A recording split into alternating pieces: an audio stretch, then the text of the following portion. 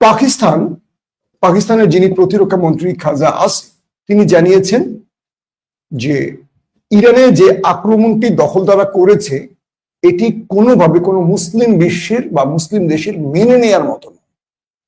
এবং তিনি বিশ্বের প্রতিটি মুসলিম দেশকে সতর্ক করে বলেছেন দখলদাররা কেবল ইরান নয়, ইরানকে তারা শেষ করে দিয়ে নেক্সট প্রজেক্ট আসবে তাদের অন্য কোনো দেশ হতে পারে। দ্বিতীয় স্টেজে তারা পাকিস্তানকে টার্গেট করবে, তৃতীয় স্টেজে তারা তুরস্ককে টার্গেট করবে, এরপর অন্য কোনো দেশের নাম চলে আসবে। পাকিস্তান এটা বলছে যে ইরানকে তারা দমাতে চাইছে এবং ইরানের চেয়ে তাদের কাছে আতঙ্কের বিষয় হলো পাকিস্তান।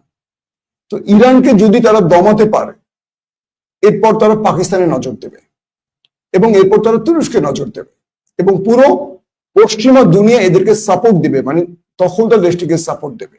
তাই এখনই উচিত প্রতিটি দেশে ইরানের পাশে দাঁড়ানো। এবং ইরানের সাথে টেলিফোনে কথা বলেছেন দুই দেশের উচ্চ পর্যায়ের ব্যক্তিরা এবং বলেছেন ইরান যেই সহযোগিতা চায় পাকিস্তান সেই সহযোগিতা করতে প্রস্তুত। ইরানকে আসলে পাকিস্তান কি কি সহযোগিতা করতে পারে? পৃথিবীর নাম্বার 1 ইন্টেলিজেন্স যদি আমরা বলি প্রথম সারির 5টি, এর মধ্যে পাকিস্তানের আইএসআই নামটি আছে। ক্ষেত্র বিশেষ সিআইএ, মোসাদ এবং রাশিয়ান ইন্টেলিজেন্সের পরে নামটি আসে আইএসআই। রয়ের অবস্থান এর চেয়েও পরে অনেকগুলো ক্ষেত্রে। সাম্প্রতিক বড় বড় ঘটনাগুলোতে র অনেক পিছনে পড়ে যায়, পাকিস্তানের ইন্টেলিজেন্সের নাম উপরে আসে। 2 নম্বর, পাকিস্তানের পাইলট অর্থাৎ যারা যুদ্ধ বিমান পরিচালনা করেন এরা পৃথিবীর শ্রেষ্ঠ পাইলটদের তালিকায় রয়েছে। যদিও গ্লোবাল পাওয়ার মানে যে ওদের যে ঘোষণা করে সামরিক ক্ষেত্রগুলোতে, যাক বিদ্যুৎ এসছে একটু ঠান্ডা হবে ঘর এবার।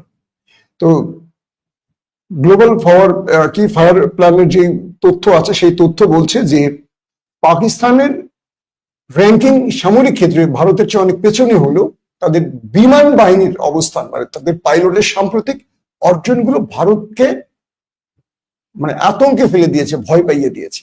তো এক্ষেত্রে পাকিস্তান তার বিমান বাহিনীর পাইলটদের দিয়েও ইরানকে সহযোগিতা করতে পারে। সবচেয়ে বড় কথা হলো পাকিস্তানের কাছে যে নিউক্লিয়ার আছে, এখানে এমন অনেক নিউক্লিয়ার ওয়ারহেড পাকিস্তানের কাছে আছে যেগুলো গোপনে ইরানকে দিয়ে সহযোগিতাও করতে পারে। অর্থাৎ যখন দখলদার বুঝবে ইরানের হাতে নিউক্লিয়ার আছে যেভাবেই হোক, হয়তো ইরান বলবে এটা তারা তৈরি করেছে, সেই ক্ষেত্রে তাদের মধ্যে আতঙ্ক সৃষ্টি হবে, যেটি পাকিস্তান ভারতকে সমীহ করে এই শুধু নিউক্লিয়ারের জন্য।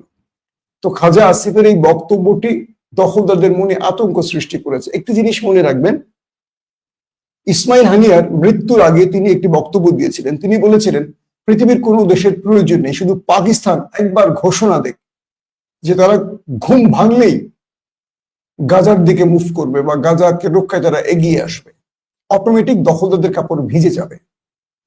আমরা হয়তো পাকিস্তানের রাজনৈতিক মানে রাজনীতির জন্য পাকিস্তানকে বা অর্থনীতির জন্য পাকিস্তানকে আমরা দোষারোপ করি, অর্থনীতিতে তারা খুব দুর্বল, কিন্তু পাকিস্তানের সামরিক বাহিনী কিন্তু খুবই স্ট্রং এবং তারা ইরানের মতো এত বিশ্বাসঘাতক পালে না, যে কারণে কয়েক ঘন্টার মধ্যে ভারতের মতো একটি শক্তিশালী সামরিক বাহিনীর দেশকে পরাজিত করে ফেলেছে মাত্র কয়েক ঘন্টায়, একটি দিনও পার হতে হয়নি। তো পাকিস্তান এখন কিভাবে ইরানকে সহযোগিতা করবে সেটা প্রকাশ্যে করবে না গোপনে করবে, এটি হয়তো আমরা ধীরে ধীরে বুঝতে পারবো, জানতে পারবো।